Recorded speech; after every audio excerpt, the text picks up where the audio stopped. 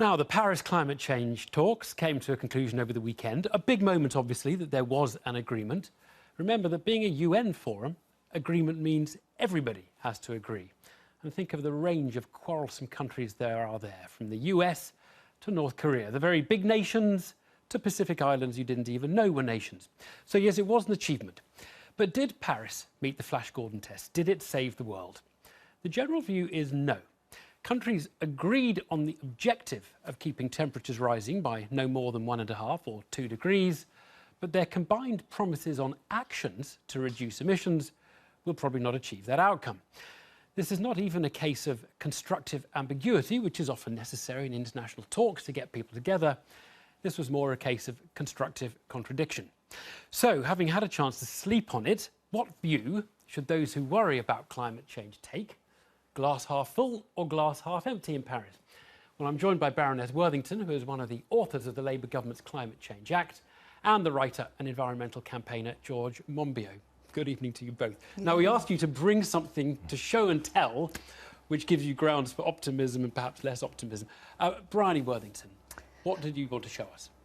Well, I brought along a chart, and the chart shows the share price of Peabody, which is a coal company. And you should see it in that screen there any second now. Any second now. now. There it is, there it is. OK, and basically this is showing the steady decline of the share price of Peabody. And also today, just today, it dropped a further 10% in its share price. Right. And the reason I chose this is because clearly Paris was all about the message it sends out to the rest of the world that we're serious about tackling climate change, and coal is going to be one of the first things to go. Sorry, Brian, doesn't this simply show you that commodity prices have collapsed this year? Like oil, everything, yeah, sure, aluminium, they've all... But that's significant because it reduces their lobbying power, it reduces their hold over politicians. The politics of Paris changed completely from Copenhagen, and that's why we should have hope, because the politics is now different. OK. George, any comments on this graph? Does it give you grounds for optimism? How's it going to look in a couple of years? There's a whole load of reasons why that might be falling. I mean, obviously, I'm delighted. I want to see the coal companies go down, but whether they'll stay down and all come bubbling up again. Come on then, George. What are you going to show us? Well, this is a more systemic view when it comes up, and this comes from the climateparis.org website, and what they show is the black line, which is what we've been doing. We're looking at carbon emissions over the years from 1990, right, yeah. So they've been going up.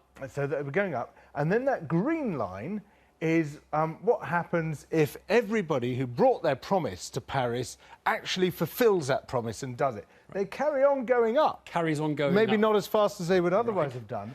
And then the red line is what would be required if we were to get down to 2 degrees. And it's falling off a cliff. Now, that's 2 degrees. If it were 1.5 degrees, which is what they said they wanted, yeah. Go halfway along that green line and you'll see a white line intersecting it.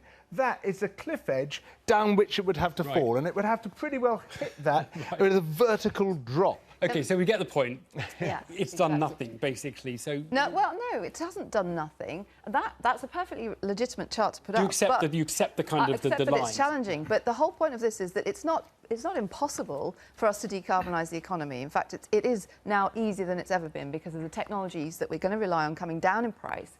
And, you know, if we'd taken the attitude, oh, it's too difficult, let's not bother, then we would make no progress. That's a kind of, that's just a downward spiral. And what we've got here is over 190 countries coming together to say, actually, this is something we can do, and we're going to put effort into it, and we're going to come back to it year after year and ratchet up our ambition. Right. Now, so we don't know all the technologies. Coming back to it are the words that are really crucial to you. Absolutely, the ratchet mechanism that's built into the legal text.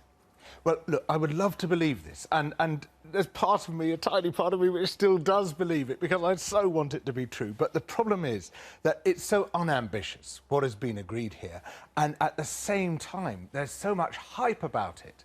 We've had Christina Figueres saying this is a great global deal, and everybody applauding themselves and slapping each other on the back. They deserve that. Wait a minute, that Yeah, they deserve it for having got hard a deal. enough. Come on, Yes, yeah, I know. exactly. But the problem is, if we go around telling ourselves, that's it, we sorted it out, Nobody's that saying can that. greatly undermine But ambition. Nobody's saying- no difficult decisions were taken. It's all No, they promises were. of They were difficult absolutely things. difficult decisions were taken. We've got 31 pages of text. I mean, the worst case scenario was we got a text of 10 pages with nothing in it. There's 31 pages, 140 no targets, decisions, no 30 timetables, clauses, 30 articles no of legal text. implementation. There is. There's absolutely timetables. Where are the targets? Where are... 2018, we'll see the first review. IPCC... Oh, the first review, but what's the percentage IPCC is cut going by to that? write a new report.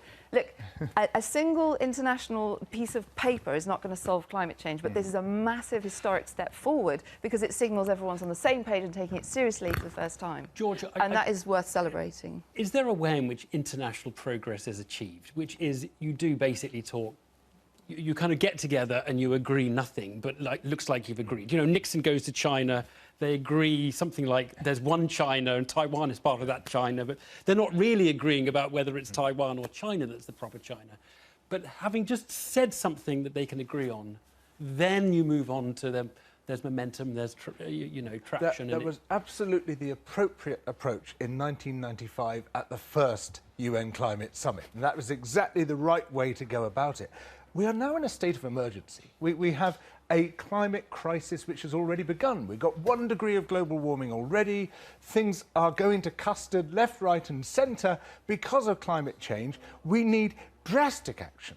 It's got way past the time of creating the right sort of framework where we can not actually do very much but create some sort of momentum towards maybe doing something in the future. We have to see drastic action taking place right now. We do need to see drastic action, but let's not pretend this is all got to happen right now. It took 100 years for us to stop with slavery. It's going to take decades. This is a generational challenge to get off this. We don't have that time. We do have that time. We don't have to do everything today. We've got technology cost curves coming down massively, and we've got the demise of the fossil fuel industry happening. Graph. If we're going to come in at 2 degrees or less, we don't have the time. Remember the words of JFK. We do this not because it's easy, because it's difficult. And if we'd taken this attitude to space exploration, we would never have left planet Earth. There are things we're going to be using to get that graph down that we don't even know about today. And that's what I'm looking forward to. Innovation, human ingenuity and politics aligned. We're going to get there. I so hope you're right. Well, I hope so really too. hope you're right. I wish I could believe it. Well, you should. It'll Bryony happen. Worthington, thanks both very much. Thank you.